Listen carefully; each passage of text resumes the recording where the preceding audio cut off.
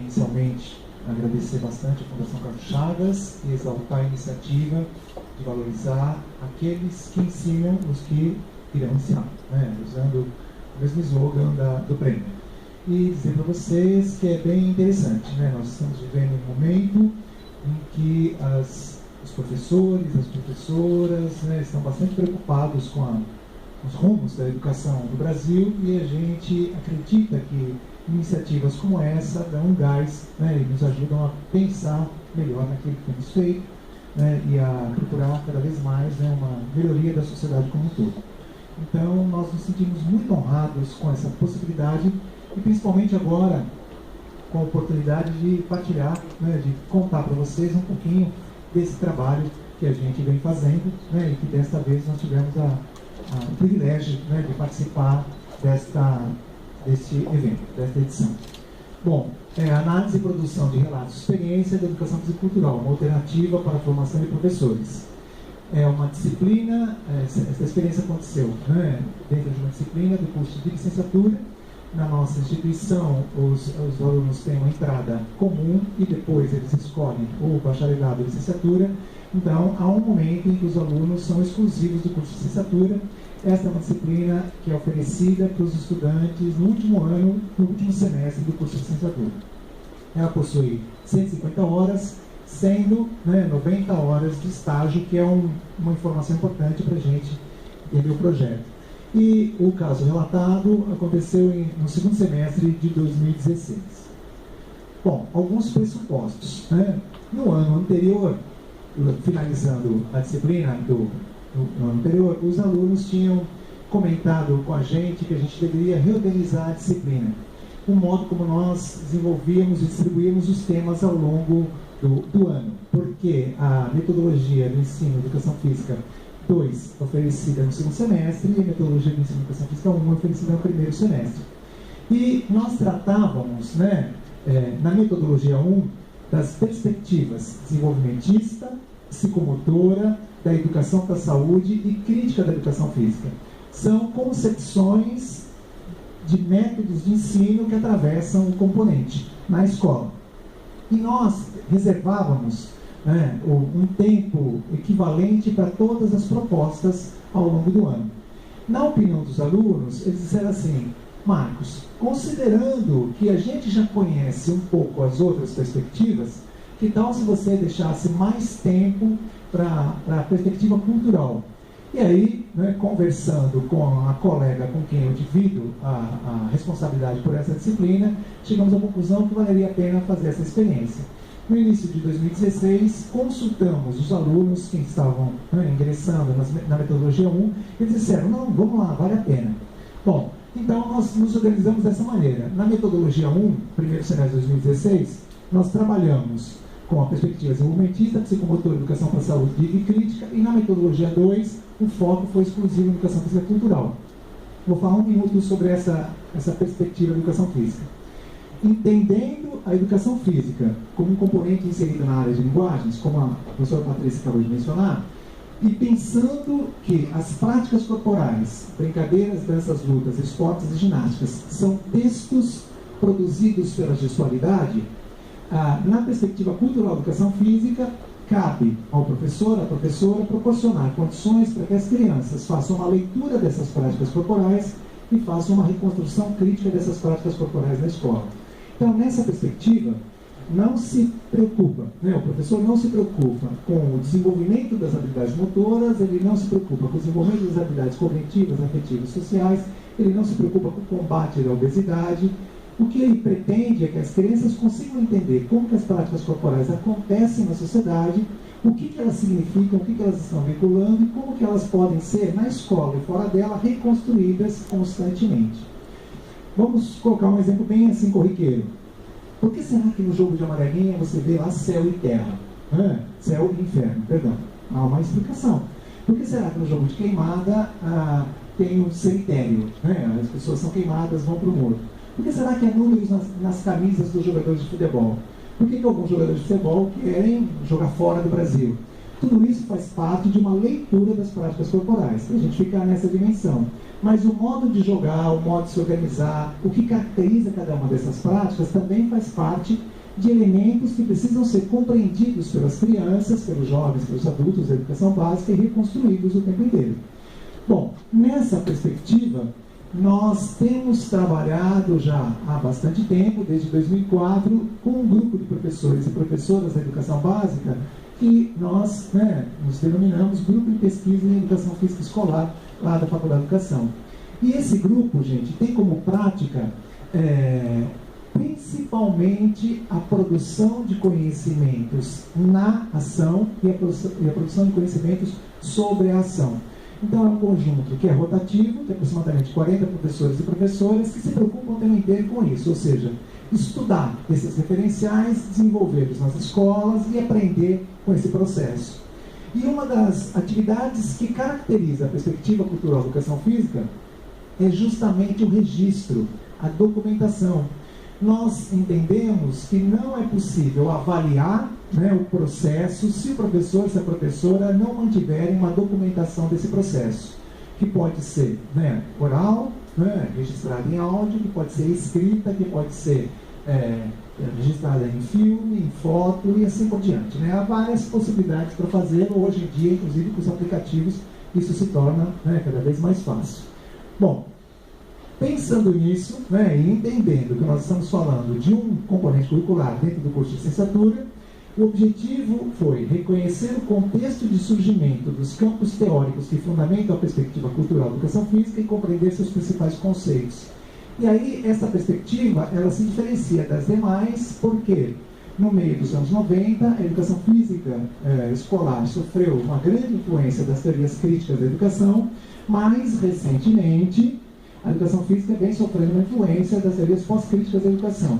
Então, uma parte importante do tempo didático, do tempo dessa disciplina, nós utilizamos para a leitura de textos das teorias pós-críticas, para a identificação dos seus principais conceitos e para pensar como é que isso pode ser mobilizado na ação didática. Nós também tivemos como objetivo compreender os fundamentos teórico-metodológicos da perspectiva cultural da educação física. E essa foi uma passagem interessante do relato, do percurso do segundo semestre do ano passado, porque esses estudantes também puderam se apropriar dos resultados das pesquisas feitas no campo com essa perspectiva de educação física. Enquanto nas outras vertentes estudadas no primeiro semestre, nós trabalhamos com os textos clássicos, até porque não há uma abundância de pesquisas feitas no campo, nessa vertente, eles se surpreenderam ao saber que há sim professores e professoras que fazem pesquisa sobre a prática pedagógica da educação física e tentam, com os seus resultados, contribuir com a produção de conhecimentos e melhorar cada vez mais uma determinada concepção. E, finalmente, lembrando que há 90 horas vinculadas a essa disciplina, finalmente planejar, desenvolver, avaliar e registrar um projeto de intervenção didática nas aulas de educação física das escolas campo de estágio. Como eu já apresentei para vocês, o grupo de pesquisa em educação física escolar, nós obrigamos que os nossos estudantes façam estágio com esses professores, porque são professores que frequentam quinzenalmente a universidade, são professores que vêm estudando, são professores que vêm desenvolvendo ações didáticas que nós entendemos que são exemplares. E aí nós articulamos o trabalho feito na disciplina com o trabalho de estágio e principalmente com a produção de documentos que registrem o percurso realizado.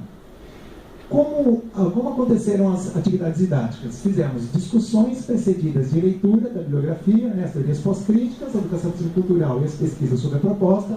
Isso demorou mais ou menos a metade da disciplina, foram 7 encontros. E depois nós fizemos análise de relatos de experiência orais e escritos. Uma vez que esses professores documentam de forma escrita, ou muitos deles vão até a universidade, a nosso convite, agendamos com eles uma sucessão de apresentações, e eles apresentam seus vídeos, seus slides, e conversam com os estudantes. Houve um trabalho valorizando o saber que esse professor, que essa professora produzem na prática. Também partilhamos, né, fizemos discussões e analisamos as experiências de estágio. Então, os estudantes são convidados, nós montamos uma agenda e são convidados a narrar o que eles têm vivido, né, o que acontece. Enquanto no primeiro semestre o estágio se concentra na observação das aulas, né, na participação das reuniões pedagógicas, na conversa ao lado, né, do professor e da professora, no conhecimento da comunidade, no entendimento do funcionamento da escola. No segundo semestre, na metodologia 2, as atividades de estágio se concentram na intervenção. Então, os estudantes, desde a primeira, como ficam conosco um ano, desde a primeira semana, eles já estão na escola, já estão desenvolvendo suas intervenções, então eles são convidados a, né, expô-las e discuti-las, submetendo-as à análise.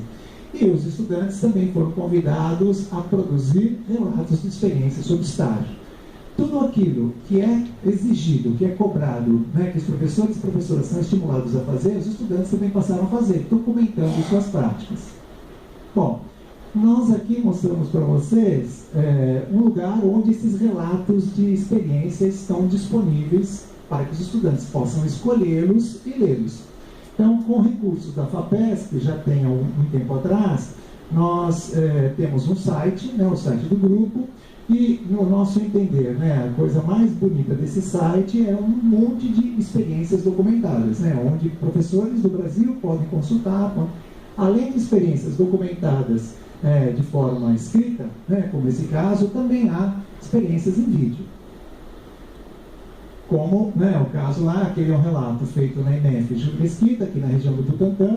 Este, né, embaixo, é um relato de samba feito na INEF, ministro Sinésio Rocha, que é na Tere Campo Limpo, né, a região sul aqui da cidade de São Paulo, e ali um exemplo de um professor, né, indo, né, à sala de aula e partilhando suas experiências com os estudantes.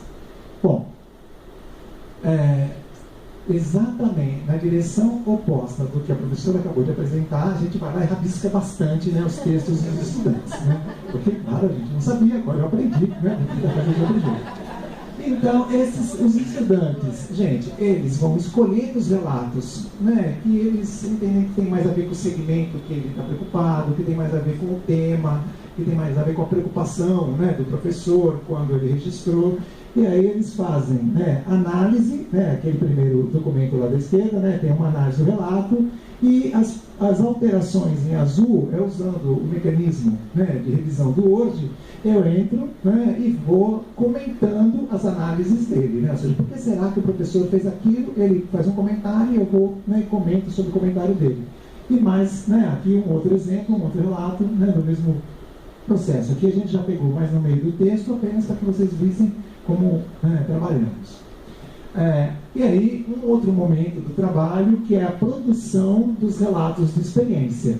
Então, os estudantes, depois que eles leram muitos relatos, depois que eles assistiram os relatos, eles também são convidados a documentar, né, usando o mesmo gênero, né, ou alguns gravam vídeos, ou alguns até apresentam de maneira oral, assim como eles viram os seus professores e professoras fazendo. E aí o procedimento é o mesmo, né? Eles escrevem os relatos, ali eu apaguei o nome do aluno e o número, né? Eles escrevem os seus relatos e eu vou comentando, ajudando esse professor a pensar nisso. Por que que o relato é muito importante? E por que atribuímos tanta importância ao relato, né? Há um pesquisador argentino, Daniel Soares, que vem trabalhando, né, com esse processo, e a gente se inspirou muito, não só nos textos, né, que ele já publicou, como também nos vídeos que estão à disposição na internet, onde ele entende que, nessa perspectiva, você tem acesso ao currículo que o professor coloca em ação. Você tem acesso à leitura que o professor faz da própria prática, e a produção de relatos de experiência é simultaneamente, né, o registro daquilo que ele fez como uma experiência formativa e autoformativa, e a possibilidade de colocar esse documento à disposição de outros colegas. Então, inspirado no trabalho do professor Daniel Soares, a gente fez com os estudantes pequenos grupos, onde eles iam redigindo suas práticas, e seus colegas liam e perguntavam, mas como é que foi isso? Mas como é que aconteceu? E por que você fez isso? Porque a gente tem a tendência a adotar, né, uma narrativa apenas descrevendo o que foi feito e sem comunicar para o seu leitor Por que você escolheu essa atividade de ensino e não outra? Por que você avaliou dessa maneira e não outra? Então, o estagiário, né, isso a gente já faz dentro do grupo, mas agora eu estou falando só o estagiário. Né? O estagiário, ao redigir esse texto, ele reflete sobre aquilo que ele fez, mas ele partilha com os colegas também as suas intenções, os seus sucessos, os seus fracassos. Ele tem uma oportunidade de pensar e de colocar aquela grande dúvida, né, aquela grande questão para os colegas pensarem. Até porque, né, gente, eles estão estagiando em escolas diferentes, com realidades diferentes e que, portanto, eles têm contribuições diferentes às formações dos próprios companheiros. Bom, dito isto, né, gente, a avaliação que nós fazemos. Então, nós dividimos a avaliação em três itens, né, em 3 pontos. Do ponto de vista dos estudantes, é interessante observar como eles valorizam os conhecimentos produzidos na prática e os conhecimentos produzidos sobre a prática. Né? Ou seja, uma das questões que a gente vem tentando combater, não é de hoje, é o distanciamento universidade-escola e aquela sensação que, às vezes, os estudantes ficam que aquilo que nós trabalhamos na universidade não tem nada a ver com a realidade, porque na realidade ele vai enfrentar outra coisa. Por isso, do esforço de transformar o conhecimento pedagógico do conteúdo, né, para a gente pensar em Schumann, em um saber a ser trabalhado na universidade. E aí a valorização daquilo que os professores têm feito na escola, dentro da universidade. Então, os estudantes avaliam como muito positivo, não só o trabalho com os relatos de experiência, como também o convite aos professores e professoras a narrarem suas práticas. E foi muito interessante, principalmente na turma do ano passado, que me marcou bastante, foi uma turma que era bastante crítica com relação às próprias práticas que eram apresentadas. Porque como eles haviam lido o relato, né, na maioria dos casos, e como eles ter desenvolvido. Foi uma experiência bem interessante. Do ponto de vista dos professores supervisores, lembrando, né, que são professores do grupo, que também recebem os estagiários e que, na maioria das vezes, isso a gente até discriminou no texto que está na publicação, são professores que acumulam funções. Ao mesmo tempo que ele era professor supervisor de estágio, ele tinha produzido relato de experiência e ele tinha até apresentado seu relato de experiência. Em outros casos, muitos professores tiveram apenas o seu relato de experiência analisado, em outros casos, os professores foram apenas professores supervisores, mas não tinham produzido relato de experiência. Só para perceber que eles ocuparam vários lugares. Do ponto de vista desses professores supervisores ou expositores e autores de relato de experiência, para eles a oportunidade de ter a sua prática pedagógica analisada, né, discutida, confrontada, a oportunidade de ter a sua prática pedagógica servindo de inspiração para vários outros professores de formação, também foi um aspecto importante que eles ressaltam. Uma das colocações que o professor Daniel Soares destaca é que o professor, nessa condição, ele se sente como participante da formação dos seus semelhantes. Né? Isso é uma questão muito interessante. E do nosso ponto de vista, mais uma vez, citamos sendo uma pessoa, não um professor, que cobra muito o registro, né, dos professores com os quais eu trabalho, que cobre bastante, né, nem cobra do registro. E também, né, valorizo os professores que produzem relato de experiência. Eu estava, sinceramente, sentindo falta de produzir relato de experiência. Né? Então, a Fundação Fábio Chagas me deu essa chance de documentar esse processo dessa maneira, né, e compartilhar com vocês, na esperança que essa experiência de formação de professores também possa inspirar, ajudar, estimular, não no sentido de torná-la algo a ser copiado, mas de estimular outros professores a também documentarem suas práticas. Essa é a ideia. Nós temos várias formas de registro na escola, várias formas de registro na universidade, cada vez mais virtuais, e nós escrevemos pouco sobre as nossas próprias ações, escrevemos pouco sobre as nossas trajetórias de formação junto com os estudantes. Então a gente pensa que isso pode ser um estímulo. No momento de produção deste relato que agora eu estou narrando para vocês, nós lemos todos aqueles outros que estavam disponíveis no site, nas edições anteriores da revista. E a gente foi vendo, nossa, mas cada trabalho interessante, cada trabalho de qualidade, cada trabalho que pode nos ajudar a pensar outras coisas na nossa sala, como hoje eu acabei de aprender com vocês, e também morrendo de inveja das apresentações que as minhas colegas fizeram, produziram, cada uma mais bonita que a outra. Então, a gente tem cada vez mais que melhorar. Bom, e nós deixamos aqui, né, um agradecimento muito especiante a esses professores e professoras, né, que são aí nesse dia de comemoração do grupo. Sempre no final do ano a gente faz com de ideias, mas para todos esses professores e professoras, né, que estão ajudando a formar os novos professores de educação física. Muito obrigado pela paciência, muito obrigado pela atenção.